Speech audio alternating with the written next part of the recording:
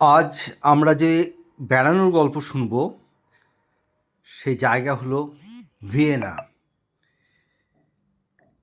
যে রাস্তায় এখনো পর্যন্ত ইক্কা গাড়ি চলে, মোজার্টের যেখানে বাড়ি, যেখানে রাতের অপরূপ রূপ, সেই জায়গাতে আমরা বেড়ানোর গল্প শুনব।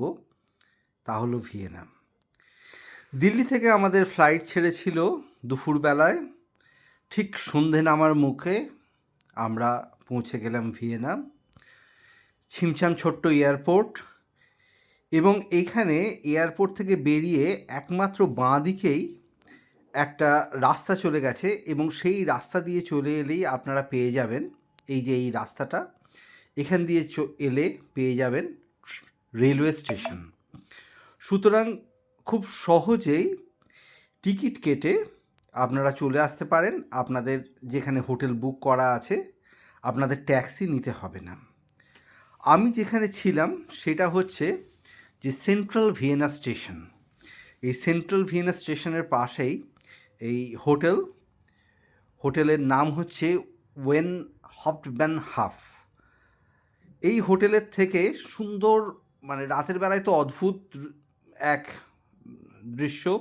খুব ভোরবেলায় এইভাবে আস্তে আস্তে আস্তে আস্তে সূর্য ওঠা থেকে শহরের অনেকখানি দেখা যায়। এবং এই সেন্ট্রাল স্টেশনের আশপাশটা একটুখানি আধুনিক। এখানে হয়তো আপনারা ইতিহাসের ছোঁয়া পাবেন না, কিন্তু এই জায়গাটা বেশ, মানে ভোরবেলাতে হাঁটতে খুব ভালো লাগে। আমি তো ভোরবেলায় এই আশপাশ দেখতে দেখতে যে খুব সুন্দর একটা জায়গায়, খুব ঐতিহাসিক একটা জায়গায় চলে এলাম। সেই জায়গাটা হচ্ছে বেলভেডিয়ার। এই বেলভেডিয়ার প্যালেস, এটা 17th সেঞ্চুরিতে তৈরি হয়, এবং এখানকার বিশেষ আকর্ষণ হচ্ছে গুস্তাভ ক্লিম্ট, তার আঁকা একটা ছবি, যেটা মোনালিসার মতোই বিখ্যাত, দ্য কিস ছবিটার নাম। তা এটা এদের মিউজিয়ামে আছে, যদিও ভোরবেলায় এখনও মিউজিয়াম খোলেনি। সবাই সামনে মিউজিয়ামের, মানে বেলভেডিয়ার প্যালেসের সামনে শরীরচর্চায় ব্যস্ত। এই যে জায়গাটা, কেপলার প্লাটস, নাম হচ্ছে কেপলার প্লাটস। এই জায়গাতে প্রচুর পরিমাণে ভারতীয় থাকেন, এবং মূলত এটা হচ্ছে এদের বিজনেস সেন্টার। এবং এখানে বাজার দোকান, এবং সেই বাজার দোকানের যে দরদাম করে আপনারা যদি নিতে পারেন, এই জায়গাটা অনেক সস্তা। যেটা মূল আকর্ষণ, যেখানে স্টিফেন প্লাটস, তার আশেপাশের থেকে অনেক সস্তা। এই যে এত ভিড় একটা দোকানের সামনে, এই দোকান নাকি বন্ধ হয়ে যাবে, এবং এখানকার বিখ্যাত আইসক্রিম খেতে এই প্রচণ্ড লাইন এখানে দেখা গেছে। এর আশেপাশেই খুব ছোট ছোট পার্ক, সুন্দর ছোট্ট গির্জা, এইগুলো রয়েছে। এবং এই যে এই ছোট্ট গির্জা, যেমন এগুলো দেখে কিন্তু সেই ভিয়েনার রাজকীয়, যেমন সেন্ট স্টিফেন্স চার্চ, তা তো বড় নয়, যেন মনে হচ্ছে আমাদের ঠিক গোয়ারই চার্চ। এই যে এই জায়গাটা ম্যাপে, সেটা হচ্ছে স্টিফেন প্লাটস, এবং এই স্টিফেন প্লাটসের পাশেই হচ্ছে আমাদের ভিয়েনা শহরের মূল আকর্ষণ। প্রথমেই আপনারা দেখে নিতে পারেন অপেরা হাউস। এই অপেরা হাউসের বাইরেই প্রচুর বিলবোর্ড, সেখানে সুন্দর সুন্দর করে অ্যাডভার্টাইজমেন্ট দেওয়া আছে যে কখন কোন অপেরা হবে, কোন নাটক আপনারা দেখতে পাবেন, কোন মিউজিক কম্পোজাররা এসে তাদের শোনাবেন তাদের গান। এই সমস্ত দেখতে দেখতে আমি চলে এলাম Saint Stephen's Cathedral. Saint Stephen's Cathedral দেখুন কত উঁচু, প্রায় 500 ফুট উঁচু, গথিক স্টাইলে তৈরি। এই সেন্ট স্টিফেন্স ক্যাথিড্রালই নাকি মোৎসার্টের বিয়ে হয়। ক্যাথিড্রালের পেছনেই মোৎসার্ট হাউস, সেখানটা একটু দেখে নেওয়ার পর আসলে এই শহরটা পুরোপুরি যেন মোৎসার্টের ওপর ভিত্তি করেই আছে। প্রচুর পরিমাণে রেস্টুরেন্টের সামনে এইরকম মোৎসার্টের ছবি, তার নামে বিভিন্ন রকম রেস্টুরেন্ট আছে। এই জায়গাতে, এই সেন্ট স্টিফেন্স চার্চের আশেপাশে এই 4টে জিনিস আপনারা দেখে নিতে পারেন, হেঁটেই দেখে নিতে পারেন। সেটা হচ্ছে সিটি হল, আরেকটা হচ্ছে সিসি মিউজিয়াম, আর আপনার এখানকার বিখ্যাত ন্যাশনাল লাইব্রেরি।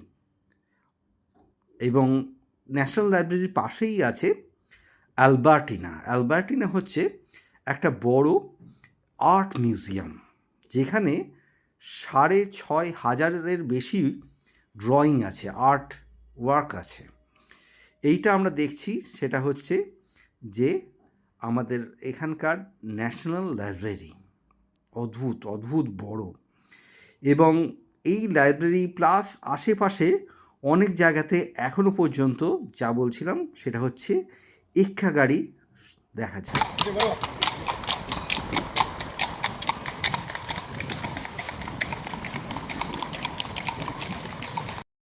এই আওয়াজ যেন আমাদের অনেক পুরনো যুগে নিয়ে গেল, তাই না? এবার চলে এলাম অ্যালবার্টিনা মিউজিয়াম। এই অ্যালবার্টিনা মিউজিয়ামে বিখ্যাত বিখ্যাত সব ছবি আছে, এবং ক্লদ মনে আর পিকাসোর ছবি দেখতে এখানে সবাই ছোটে। এবং যেটা বললাম একটু আগেই, যে প্রচুর পরিমাণে এখানে মানে হাজার হাজার ছবি এখানে আছে, এবং এটারও বিশালত্ব অনেক অনেক।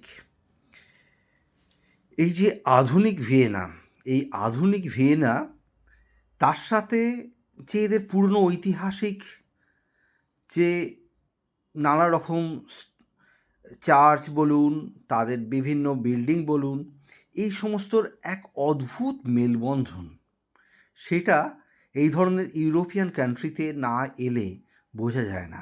এবং ভিয়েনা যেন মানে অদ্ভুতভাবে নিজেকে মেলে ধরে সমস্ত ট্যুরিস্টদের কাছে। এই দেখুন, ভিয়েনার অপেরা হাউসের সামনে কি অদ্ভুত কারুকার্য করা আপনার দেওয়াল, তাদের দরজা। আর স্কনব্রান প্যালেস, এই জায়গাটা তো আমাকে আলাদা করে বলতেই হবে, কারণ এই জায়গাটা দেখতেই পুরো একটা দিন লেগে যায়। এবার চলে এলাম আমরা রাতের ভিয়েনা দেখতে। অদ্ভুত, অপরূপ।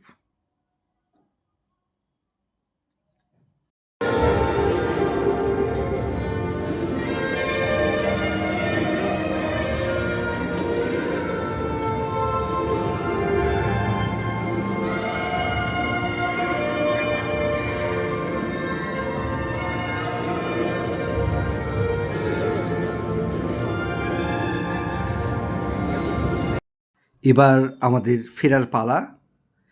ফেরার পথে দেখে নিলাম সেই ভূগোলের বইয়ে পড়া দানিউব নদী। আপনারা সবাই ভালো থাকবেন, ভালো রাখবেন। অসংখ্য অসংখ্য ধন্যবাদ। নমস্কার।